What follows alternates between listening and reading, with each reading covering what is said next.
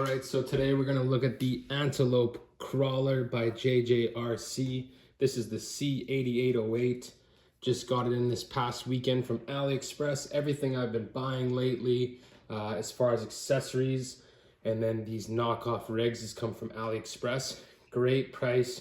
You do wait a little bit longer, but you can't argue with the prices on there. So we'll dive into this one here. I just kind of got it on the weekend and just totally went into modifications and forgot to film, so we're gonna skip past all that and just get right into what I've done.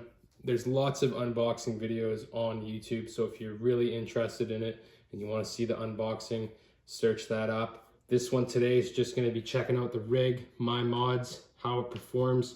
We'll probably put it up against one of my more stock JJRC units, but we'll give you a quick rundown of it. So 3 different colors from JJRC: red, gray, and brown. I also saw on AliExpress there was a green, like a light green, and then an orange. I did get the orange from my father-in-law, so he got that this past weekend as well for his birthday. So we've just been jiving JJRC all weekend long.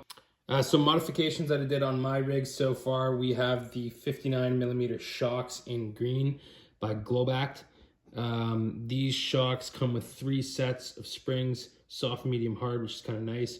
I chose to go with the soft one. It gives us a nice plush suspension. So very plush suspension. It also gives us some nice droop, so it sits nice and low, which is what you kind of want in your crawler. And then it's got great travel, so it allows for some gnarly flexing, which is also what we want. This will be one of my first rigs that have had the 59s, kept the 59s, I should say. I had 59s in my back rig here. So this big bad boy back here, the C8809 Jeep Wrangler, that's an Endura body. That had some 59s from Endura on it for a little while. Just weren't liking them. They would bind up, they would stick. These ones will sit all night long and there's no sticking whatsoever. So fantastic product so far, really loving it. Right out of the bag, I didn't have to put any oil in them, so that's always a positive, but we'll see how those go for now. Other upgrade here, super simple, super easy. Some hex hubs, about 6 to 7 grams per corner, which is nice. Also add a little bit. And then we did just a no-name brass wheel here, so the inner ring is brass. And then we've got a 63 by 24 inch all-terrain tire. These were just kind of off a previous build, but we chucked them on here because I love the black wheel and how it looks.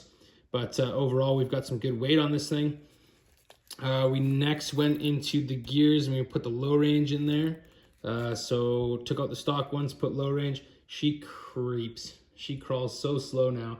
The high speed is totally gone, but that's okay. We're just looking for a crawler here. And then I put in the upper links so far, and then I have the lower links to do. I was just a bit impatient. I wanted to see how it would crawl. The front links, these are TRX 4M links. The front links are actually a little longer, so it pushes things forward. And then it kind of, every now and then on a flex, it'll contact the frame. So I might just take those out and then put the stock ones back in.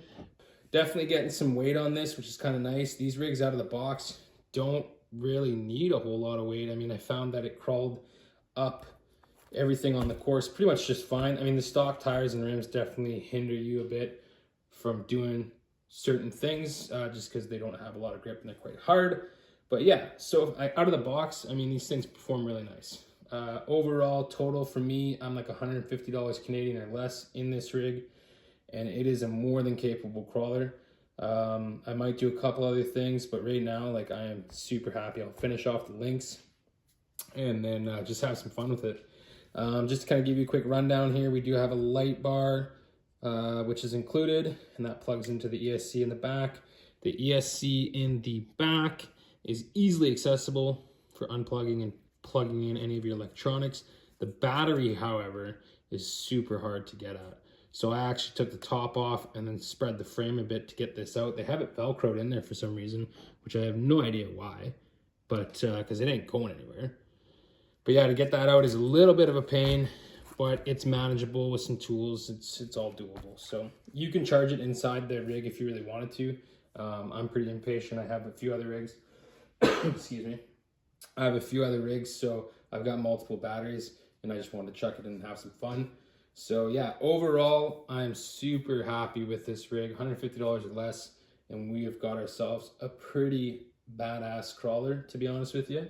We'll put it up against the C8809, just because this has stock gears and it's pretty much identical to that. This just now has the low range crawling.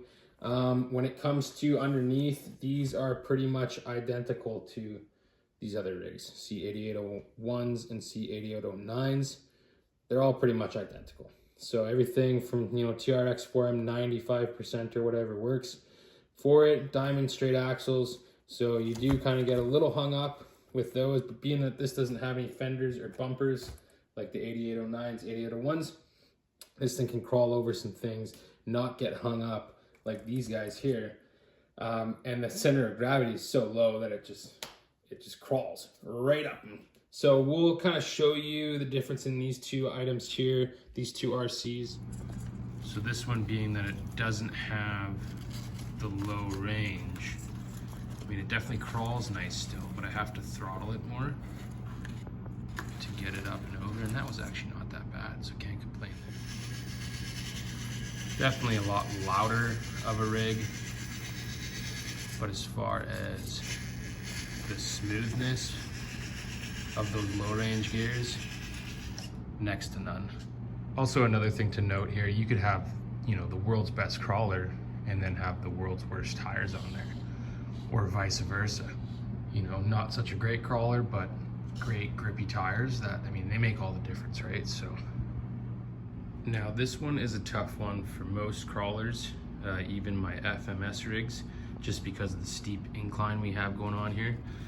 Being that these are straight axles, it is a little bit more difficult. This one is very top heavy, as you can tell.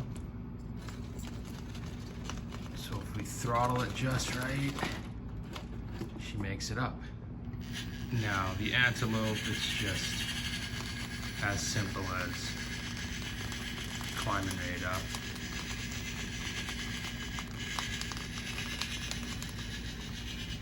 And there she is. So honestly, if we want to compare rig to rig here, the Jeep Cherokee is obviously going to be more top heavy with all of the equipment and the body. And then the C8808, the Antelope, definitely going to have more clearance, still same axles, but more clearance without the body. So yeah, I mean, as you can tell, both rigs can get up the course with, you know, limited problems. The Antelope definitely looks nicer, and then it crawls up a lot better with those slow gears. So both rigs more than capable to get you out on the course or the trails or the rocks, and have fun. Thanks for watching.